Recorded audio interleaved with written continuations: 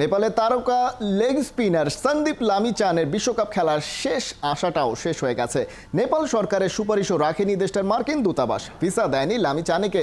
ধর্ষণ মামলা থেকে খালাস পাওয়ার পর লামিচানেকে নিয়ে টি-20 বিশ্বকাপ খেলার আশা ছিল নেপালিদের। সাধারণ প্রক্রিয়ায় যুক্তরাষ্ট্রের ভিসা আবেদন করলে সেটা রিফিউজ করে দূতাবাস। এরপর ক্রিকেট অ্যাসোসিয়েশন অব নেপালের প্রেসিডেন্ট চতুর বাহাদুর চাঁদ নেপাল সরকারের মাধ্যমে লামিচানের ভিসার জন্য তদবির করেন, কিন্তু তাতেও কাজ হয়নি। নেপাল ক্রিকেটের কেন্দ্রীয় কমিটির সদস্য চুম্বি লামা জানিয়েছেন, এখন লামিচানের বিশ্বকাপ খেলার সম্ভাবনা নেই বললেই চলে। 2022 সালে কাঠমান্ডুর একটি হোটেলে এক কিশোরীকে ধর্ষণের দায়ে অভিযুক্ত হওয়ার পর গত জানুয়ারিতে ওই মামলায় লামিচানকে দোষী সাব্যস্ত করে 8 বছরের কারাদণ্ড দেয়া হয়। আপিল করার পর 15 মে উচ্চ আদালতের রায়ে খালাস পান লামিচানে।